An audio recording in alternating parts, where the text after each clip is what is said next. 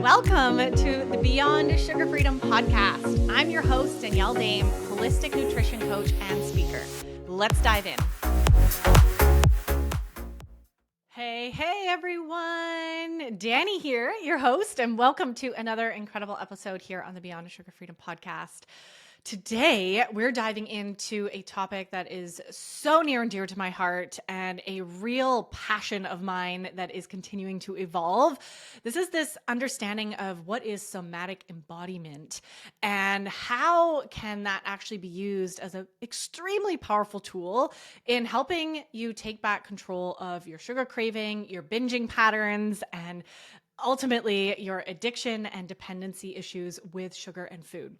So blending these two together, that is what this episode is all about today.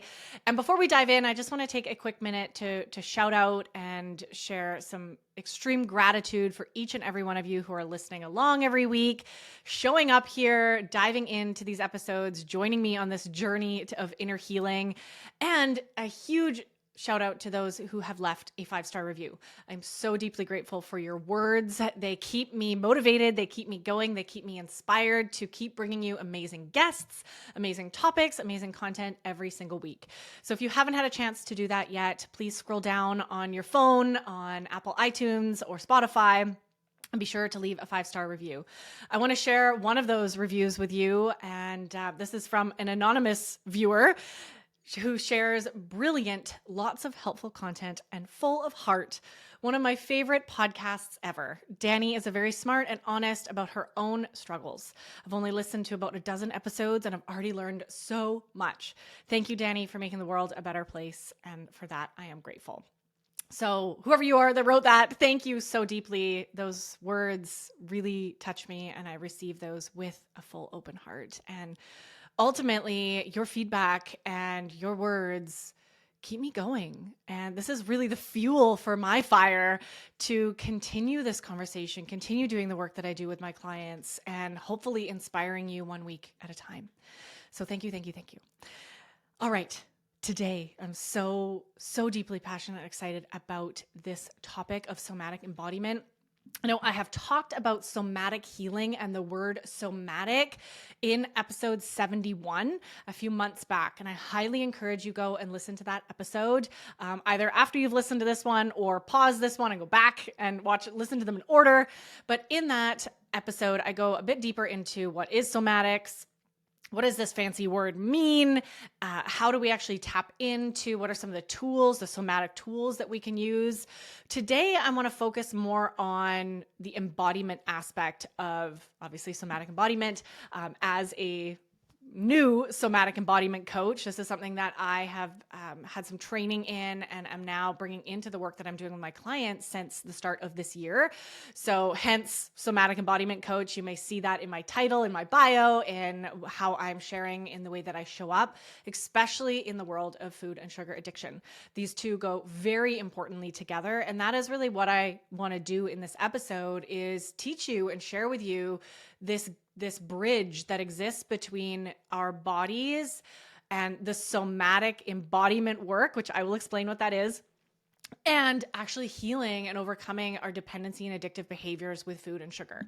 And ultimately, with anything. Obviously this podcast focuses on the food conversation, but we all have addictive patterns in many ways. Maybe we're addicted to unhealthy relationships or Instagram or shopping, right? There's so many ways that we escape and cope and numb out, and there's very real reasons why we do that. So again, go back and listen to episode 71 for a nice base understanding. And I will just preface that here a little bit. I will share a little bit of what I shared in episode 71 for those who haven't listened to that yet, just to catch you up around what is the word somatic. So really quickly, very baseline is understanding that somatic is actually a word that comes from soma, which is a Greek word meaning body. So when we talk about somatic, or you hear the word somatic therapy, somatic counseling, somatic coaching, somatic just means of the body. It means actually allowing and respecting and honoring the wisdom of the body. So this is a real body-based approach to healing physical body, emotional body, mental body, and spiritual body. It really takes into account the holisticness of being a human being. We are not just physical beings, in case you didn't know that by now. We are so much more. And somatic actually helps us bring in the energy pieces and the physical body pieces outside of just what's going on in the mind. And it's actually understanding now, as science is starting to catch up, that information in our body and in our neurons and in our nervous system is actually mostly sent. I think it's something like 80% of information, what do you want to call that? Neurons and, energy pulses moving through the body. 80% of that is actually originates in the body and gets sent to the brain. And about 20% of that then gets processed in the brain, and information gets sent from the head, from the mind, your brain, to your body. So that's pretty incredible, pretty powerful to see how information is exchanged in our body. And I share that, without a whole bunch of fancy scientific jargon, to help you understand that as we are a culture and, in the world of mental health and psychology, beginning to understand through studies and research that it actually all starts in the body. Information gets sent from our body to our brain, not the other way around. Yes, it goes both ways. Of course, our, body-mind connection, but really understanding that true healing lies in the body first, and more specifically in the nervous system. So this is a nice segue into what is somatic embodiment. Okay, this is another fancy word that gets thrown around. And embodiment, to me, again, means actually absorbing new information at a body level. So there's a level that when we learn something new, so maybe you've learned a lot of new things here on this podcast, or you read a book recently, right? Or you watched a documentary and you soaked in information in your mind, right? That is the main processor for external information on a sort of educational knowledge basis. So we soak in that information in the brain about how something works, or, history or something. And that then gets sent into our body. So there's a lag usually between knowing something cognitively. So for example, a great example of this is knowing how toxic sugar is, right? And how many of you are maybe in this space right now where you know how bad it is for you, you know how toxic and damaging sugar is, but you're not actually doing anything about it. Right? There's this lag time between understanding something mentally, cognitively, cognitive understanding, and actually understanding it in your body. So your nervous system actually catching up and the cells in your body actually getting on board with this new information. And that would be where we start actually taking action. Right? Or we start living differently, because it all starts in the body. So that's what embodiment means. And when we combine somatic embodiment, right, for me, this work, and in my experience with the work that I've done somatically, and now, of course, the work that I'm bringing in with my clients and the various tools that actually are about reconnecting to the body, and not just reconnecting to it, but ultimately understanding that the body is always communicating to you. And not only that, but a layer deeper is understanding what it's actually telling you, right? And what it needs. So the body is always communicating to us what it needs and what it doesn't need, right? And information that many might confuse with as intuition, right? And there's actually a major difference between our higher self and our intuition speaking to us, and our body actually speaking to us. So our cells actually speaking to us. And I know this sounds a little bit woo-woo, which we welcome here, but it's so fascinating when you start to have these experiences of, maybe a pain in your left shoulder actually communicating to you about a past trauma, or telling you that it needs some rest, right? Or it needs something from you. So this is what somatic embodiment is. At one level, is reconnecting to the wisdom of your body, the messages from your body. It's also about reconnecting to your emotions. This is a huge part of somatic work. As you reconnect to your body, you also start to reconnect to the energy field that is your emotional being. And this is the process that I've been talking about here forever on the podcast, right? We could talk at a surface level about emotional eating, but this is really a deeper foundational piece around building resiliency and actually learning how to feel again. Learning how to feel in our bodies what sadness feels like, what grief feels like, what anxiety feels like, fear, right? All of the, and joy and happiness, the happy emotions as well. And the third piece here around somatic embodiment that I want to highlight is as you begin to reconnect with your body, to listen to its messages, to honor what it needs, to feel the emotions that are present that need to be felt in order to be released. You begin this journey of trusting your body. So this is a huge part of somatic embodiment work. And what I do now with my clients is how do we repattern our system so that we can trust what our body is telling us, and we can trust that our body is looking after us, and our body knows, right? Our body keeps the score, if anybody's read that book. So this is really the deep understanding that our body knows. It knows what we need. It knows what we need to heal. It has the capability of healing. It's really stepping back into our power and the wisdom that we hold within our being that isn't something that we need to outsource. We don't need someone else's opinion or fancy medical technique or procedure to heal our bodies. Now, not saying that there's not a time and a place for, surgery sometimes, right? Or medical intervention for sure. But that's a last case resort. And we actually have so much wisdom within that is where all of our answers are hiding. So why are we so disconnected? This is the question that comes up here, right? Why are we so disconnected from our body? And many of you listening to this may not even know that you're disconnected from your body, right? Or your inner wisdom, that voice, knowing what you need. This is such a great example. I often ask my clients when we first started working together, what do you need today? What does your body need? What does your higher self need today? And most people cannot answer that question. Most people cannot answer that question. Or the question of, how are you feeling in this moment? Most people cannot answer that question. And these are signs of being completely disconnected from our body. And before I go any further, I'm going to remind all of you that it's not your fault. This does not mean you're broken. Okay, if you're relating to any of this and noticing, wow, I am disconnected from my body. I have no idea what I need. I have no idea what I'm feeling. I don't know how to listen to my body. Please know that this is a byproduct of the world that we grew up on. This is not your fault. There's nothing wrong with you. You are not broken. This has been a coping mechanism, and this is what we're going to talk about. And this is a byproduct of the world that we live in.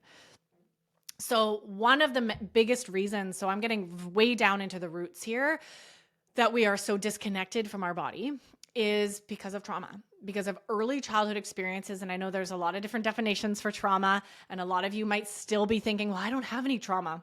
We all have trauma. We all have trauma. It's just a fact of the world that we live in. And trauma doesn't necessarily need to be big T trauma, right? This is a lot of, for most of us, myself included, a lot of little things that happen in childhood that are actually big things for our energetic field and for our nervous system.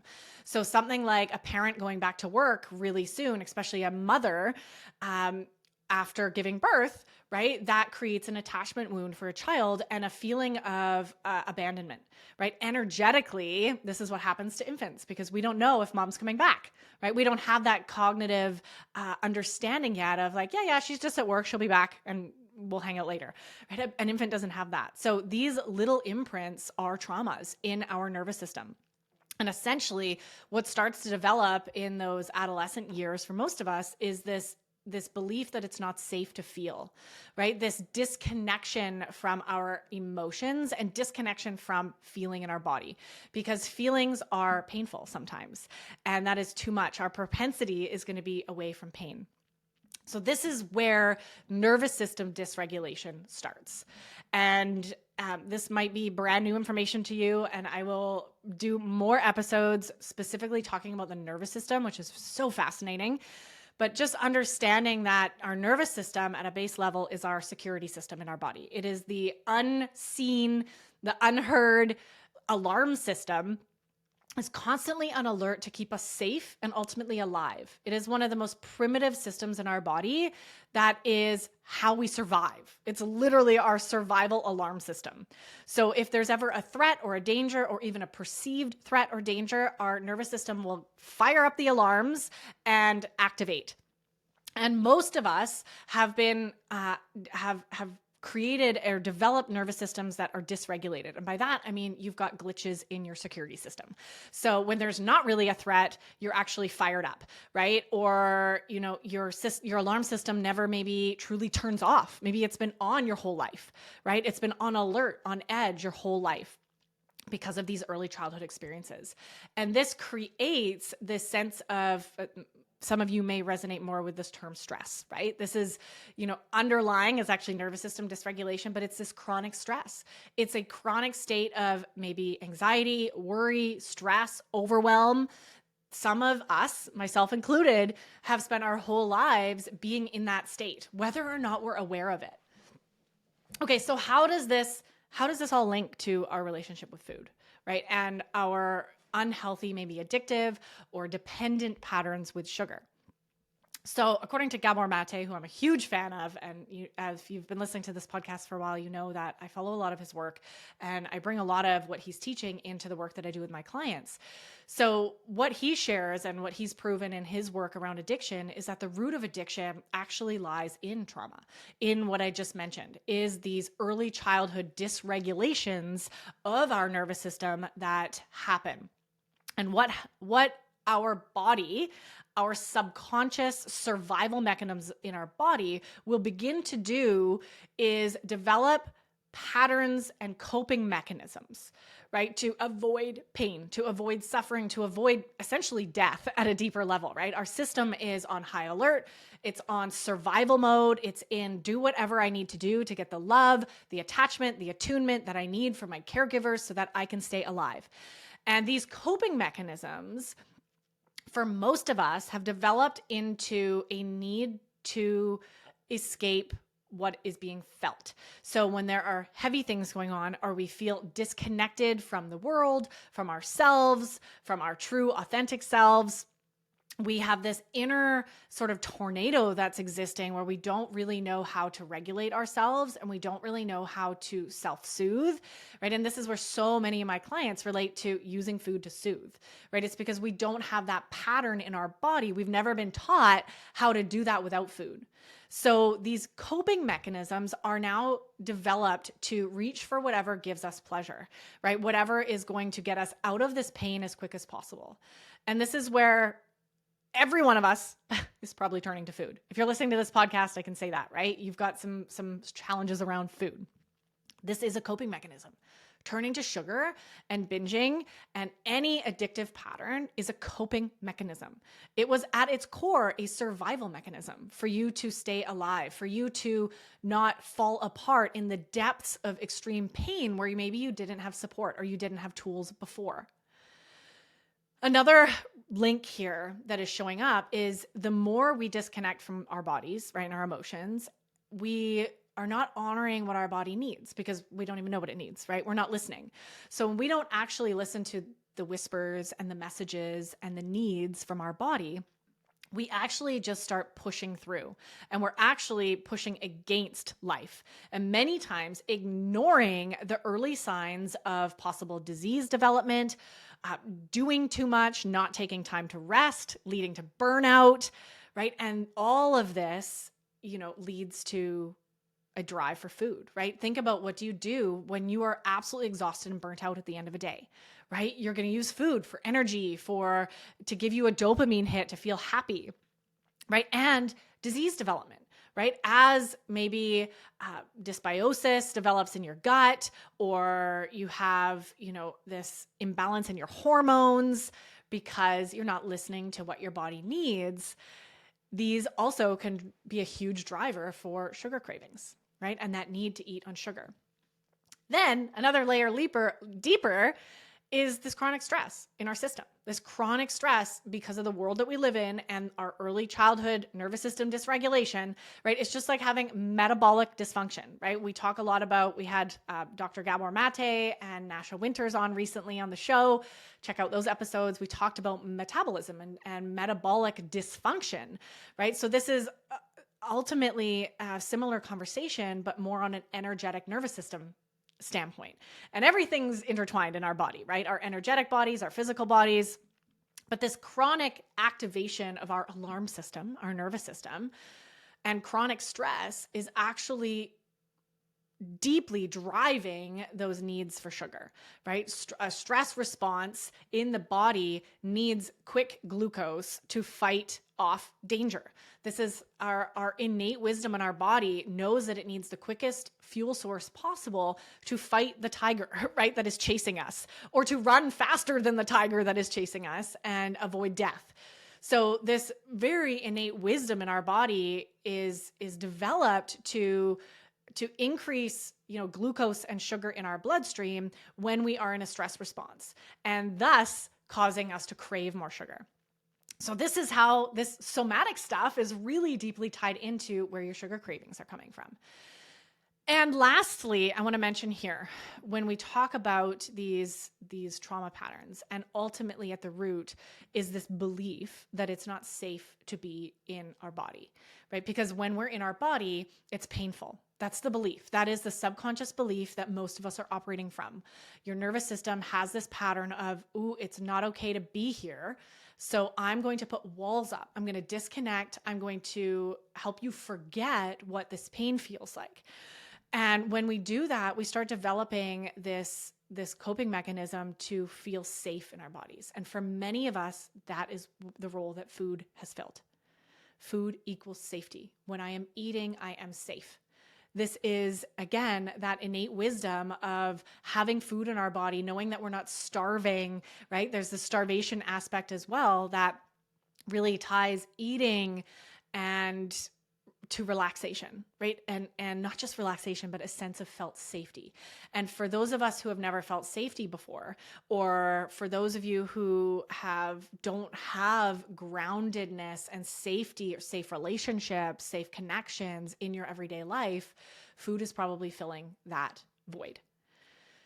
So this is the link, right? This is deeply the link here between somatic embodiment, this body-centered understanding of what's going on under the surface.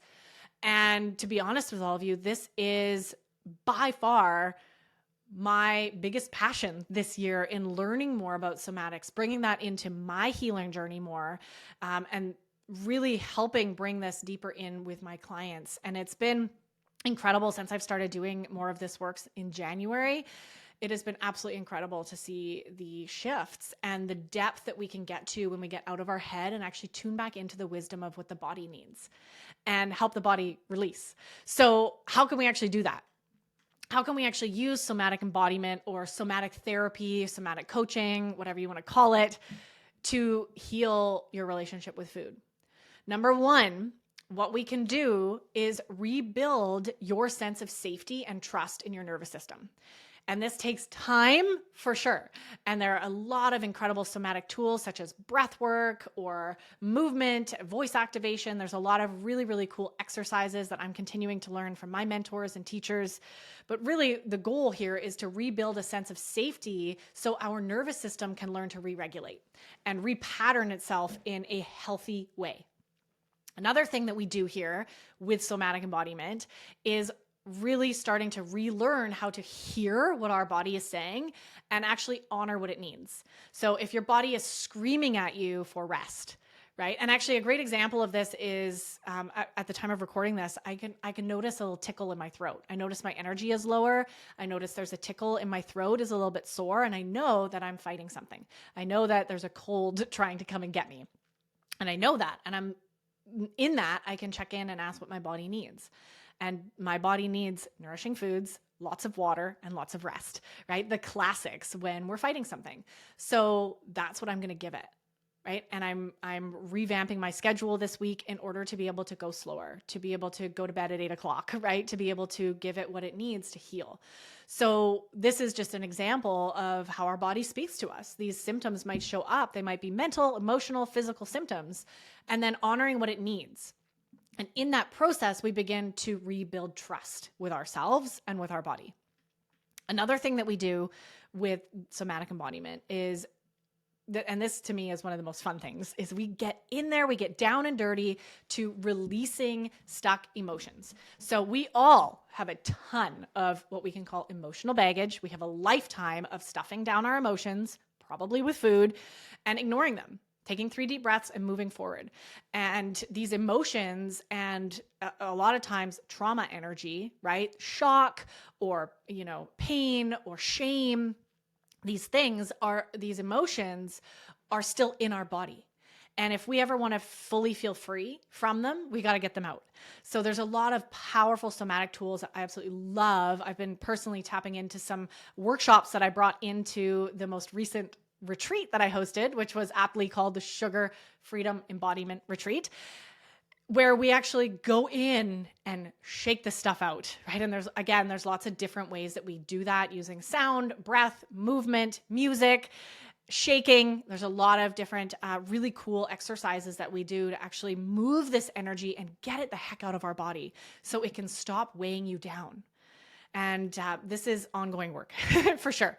But it is one of the most powerful things about somatic embodiment work is getting in and releasing some of these emotions, letting the tears flow, letting the anger come out, maybe for the first time ever. Another cool thing that we do is when we start getting in to the body, right? We get to actually start rewiring pathways, neurotransmitters from the body into the brain.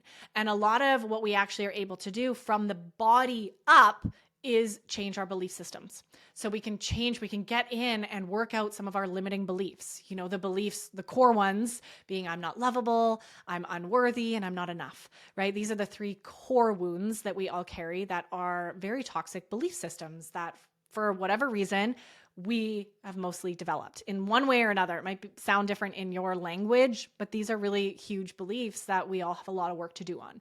And when we get in with some somatic work, we can start to, again, from the body, have an embodied understanding that we are inherently lovable and enough and worthy. And whatever other beliefs there are there that want to shift, because we all carry a huge suitcase load of limiting beliefs that need to be shifted, right? If we want to actually live in a different reality and have this peace and freedom with food that I know many of you are starving for. So we can go in and actually do this work from the body up and actually get the body into a place of feeling loved, right? And feeling worthy and feeling like you're enough, and then sending those signals to the brain to start operating with that new belief system. Really, really, really cool stuff. Obviously, there's a lot of detail to that, and I'm just giving you the quick notes here. The last thing that we can do, and I shouldn't use that word last, there is no limitation to what we can do with somatic embodiment work, but the final thing that I will mention here is that we can actually begin learning new tools to help you flow better with life. I don't know about you. I've spent most of my life until a couple years ago feeling like I was fighting against life or that the world was fighting against me and everything was so hard. Willpowering myself to eat healthy, willpowering myself to exercise, willpower left, right, and center, trying to force myself into this world that I thought I needed to live in. So with somatic embodiment work, we can actually learn new tools to help us flow with life and no longer need to escape with food. This is the most important part where we learn that it is safe to feel, it is safe to be in our bodies. We no longer have that compulsion to run away from pain. We actually learn how to build a relationship with pain, whether that's physical pain or emotional pain. We learn that it's okay, and we learn how to be with it. We learn how to support it. And we learn how to actually process that said pain without needing to run away from it with food, without needing to binge on sugar to make it go away temporarily. So this is profound, profound stuff. And you can see why I'm very, very interested and very passionate about this work, especially as it intertwines with the world of psychedelic therapy and the healing powers of altered states of consciousness and how we can go in at a deeper level to actually activate some of this somatic work and heal our traumas, heal these patterns, and build these new neural pathways by opening up neuroplasticity. There's going to be a lot more episodes about that coming forward as I have some exciting things to share around that work that I'm doing and the world that I am really, really navigating into there. But for now, it's just really fascinating to see, and I want to share that proof that I'm even experiencing as I bring this somatic embodiment work into what I'm doing with my clients. And as I bring this deeper into my programs, for instance, the last round of the Break Free from Sugar program that I hosted, I brought in a lot of this on our calls. And I do this in my monthly membership community. And with any of the other clients that I'm working with, is these somatic exercises. So at the start of every call, we go into some somatic work. We go into learning how to connect with our body.